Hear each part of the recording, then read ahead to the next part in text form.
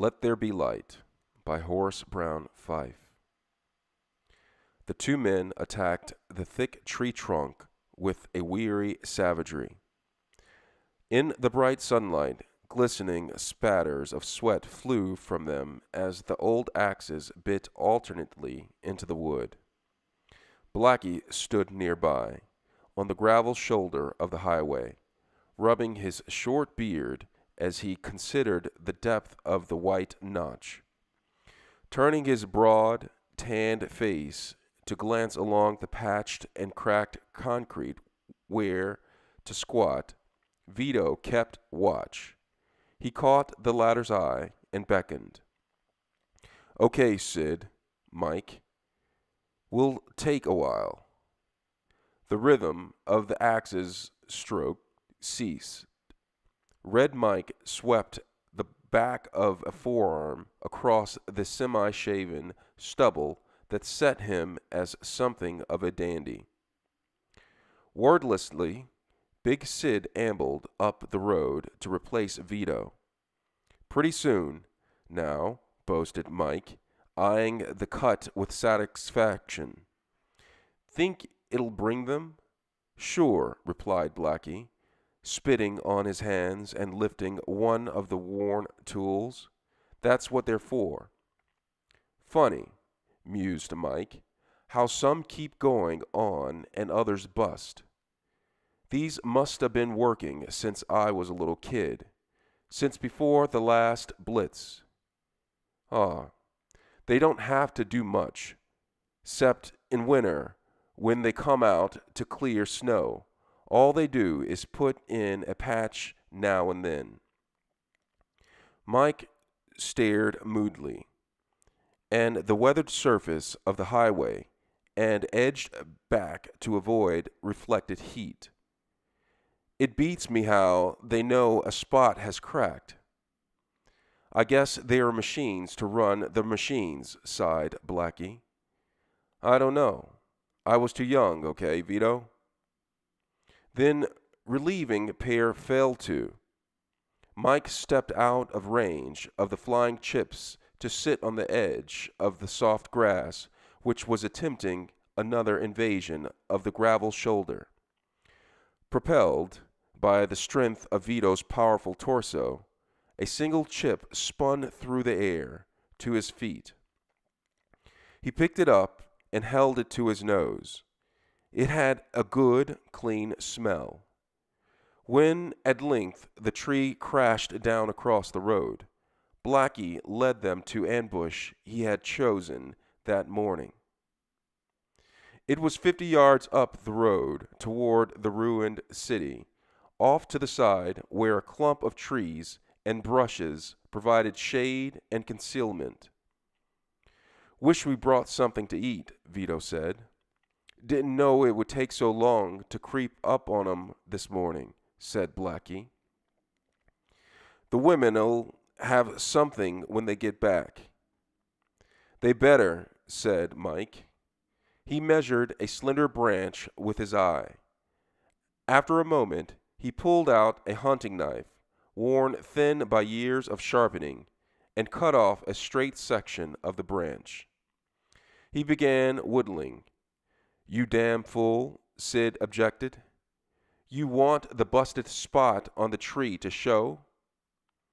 "Oh, they ain't got the brains to notice." "The hell they ain't. It stands out like one o' them old street signs. Y'all think they can tell, Blackie?" "I don't know. Maybe." Blackie rose cautiously to peer over a bed of blackberry bushes. "Guess I'll skin up a tree, and if anything's in sight." He hitched up his pants, looking for an easy place to climb. His blue denims had been stoutly made, but weakened by many rips and patches, and he did not want to rip them on the snag. It was becoming difficult to find good, unrooted clothing in the old ruins. Choosing a branch slightly over his head, he sprang for it, pulled, kicked against the trunk and flowed up into the foliage with no apparent effort. The others waited below. Sid glanced up occasionally. Vito idly kicked at one of the clubs made from an old 2x4.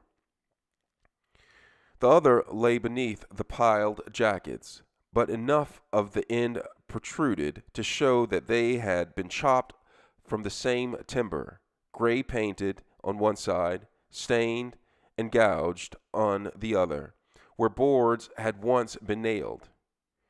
A coil of rope lay beside the axes. High in the upper branches, Blackie braced himself with negligent confidence and stared along the concrete ribbon. From here, he thought, you'd almost think the place was still alive, instead of crumbling around our ears. The windows of the distant houses were dark, unglassed holes, but the sunlight made the masonry clean and shining.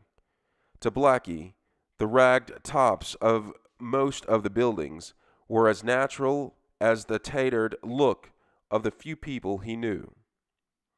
Beyond, towards the center of the city, was real evidence of his race's bygone might, a vast jumble of shattered stone and fused metal. Queer weeds and mosses infected the area, but it would be centuries before they could mask their desolation. Better covered were the heaps along the road, seemingly shoved just beyond the gravel shoulders, moldering mounds which legend said were once machines to ride in along the pavement. Something glinted at the bend of the highway. Blackie peered closer. He swarmed down the tree from branch to branch, so litly that the trio below hardly had the warning of the vibrant leaves before he dropped, cat-footed, among them. They're coming. He shrugged quickly into stained jacket, emulated in silent haste by the others. Vito rubbed his hands down the hairy chest left revealed by his open jacket and hefted one of the clubs. In his broad paws, he seemed light. They were quiet, watching Sid peer out through narrowly parted brush of the undergrowth.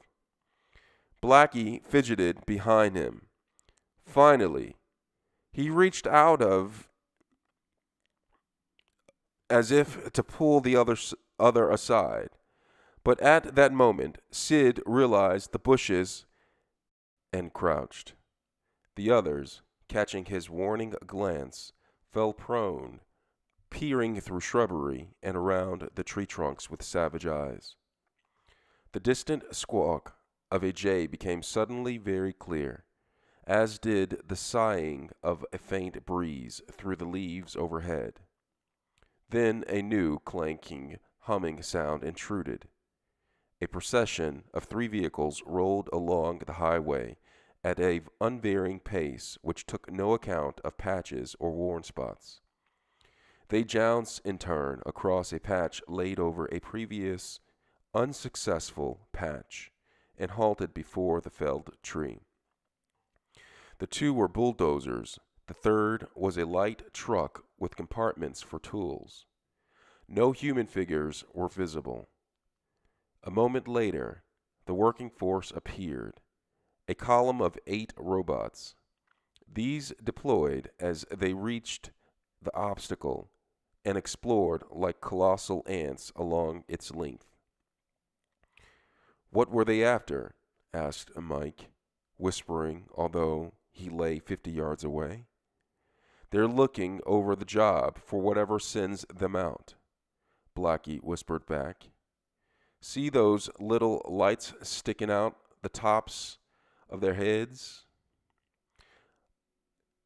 I heard tell once that's how they are run. Some of the robots took saws from the trunk and began to cut through the trees.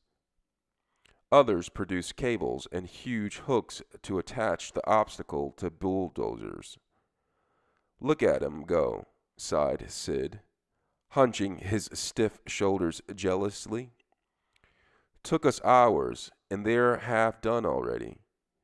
They watched as the robots precisely severed the part of the tree that blocked the highway, going not 1 inch beyond the gravel shoulder, and helped the bulldozers to tug it aside. On the opposite side of the concrete, the shoulder tapered off into 6-foot drop. The log was jockeyed around parallel to the ditch and rode into it, amid a thrashing of branches and a squirting of small pebbles. "Glad we're on the high side," whispered Mike. "That thing'd squash a guy's guts right out." "Keep listening to me," Blackie said, "and you'll keep on being in the right place at the right time." Mike raised his eyebrows at Vito, who thrust out his lower lip and nodded saggily. Sid grinned, but no one contradicted the boast. "They're lining up," Blackie warned tensely. "You guys ready?" "Where's that rope?" Someone thrust it into his hands. Still squinting at the scene on the highway, he fumbled for the ends and held out one to Mike. The others gripped their clubs. "Now remember," ordered Blackie, "me and Mike will trip up the last one in line. You two get there quick and wallop him over the head. But good." "Don't go away while we're doing it," said Big Sid. "They won't chase you, but they'll look out for themselves. I don't want to get tossed 20 feet again." The eyes of the others flickered towards the jagged white scar running down behind Sid's right ear and under the collar of his jacket. Then they swung back to the road. "Good," breathed Blackie. "The rolling stuff's going first." The truck and bulldozers set out toward the city, with the column of robots marching a fair distance behind. The latter approached the ambush, drew abreast, began to pass. Blackie raised himself to a crouch, with just tips of his fingers steadying him. As the last robot plodded by, he surged out of the bush, joined to Red Mike by their grips on the 20 feet of rope. They ran up behind Marching Machine, trailed by the others. In his right hand, Blackie twirled the part of the rope hanging between him and Mike. On the second swing, he got it over his head of the robot. He saw Mike brace himself. The robot staggered. It pivoted clumsily to its left, groping vaguely for the hindrance. Mike and Blackie tugged again, and the machine wound up facing them in its efforts to maintain balance. Its companions marched steadily along the road. "Switch ends," barked Blackie.